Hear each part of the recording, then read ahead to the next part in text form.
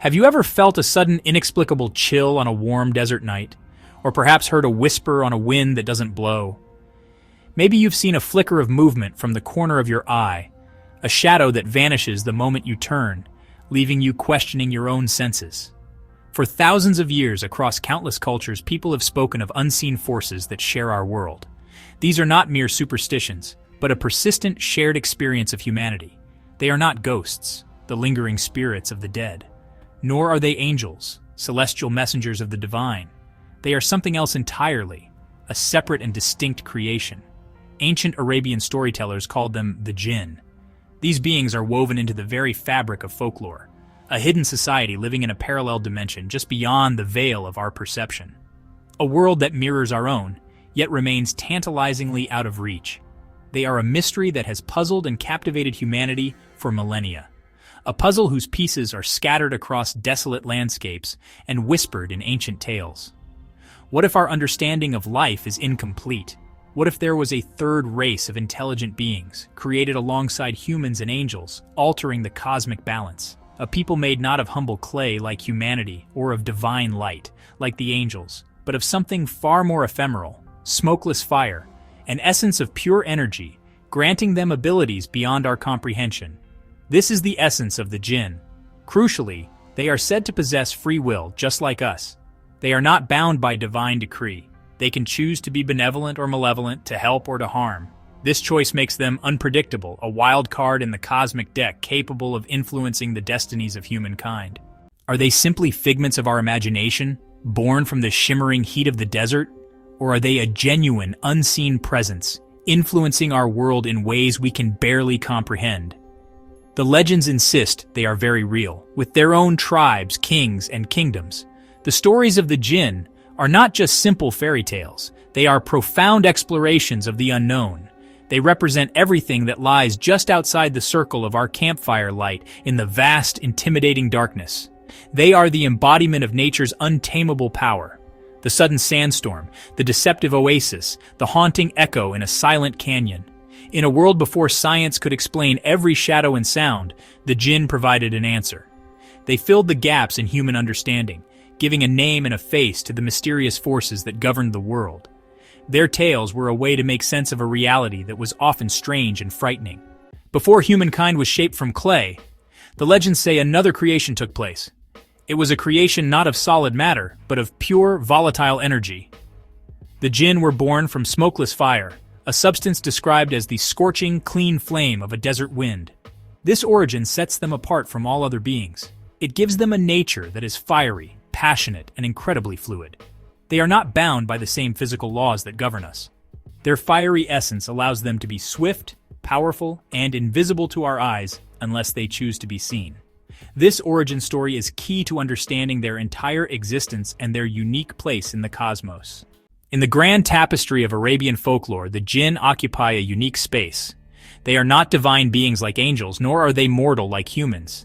They exist in a parallel dimension, an unseen world that coexists with our own. The Arabs called this hidden realm al-Ghaib, the unseen. The Jinn can pass between their world and ours with ease, observing us even when we are completely unaware of their presence. They have their own societies, complete with complex social structures, laws, and even religions. Some are said to be believers, following the same faiths as humans, while others are skeptics or outright malevolent forces. Their role in the old stories is incredibly diverse. They are the personification of the wild, untamed desert. Think of the vast, empty landscapes of ancient Arabia. These were places of both beauty and extreme danger. A sudden sandstorm could rise without warning. An oasis could turn out to be a mirage, and strange sounds could echo from the canyons at night. The Jinn were the explanation for these phenomena. They were the spirit of the land itself, unpredictable, powerful, and demanding of respect. To travel through the desert was to travel through their territory, and one had to be careful not to offend its unseen inhabitants.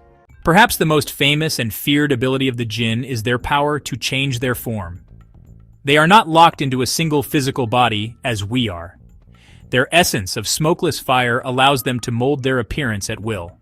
A Jinn could appear as a wandering traveler seeking shelter, a beautiful woman luring a man to his doom, or a terrifying beast guarding a hidden treasure. This ability makes them the ultimate masters of disguise and deception.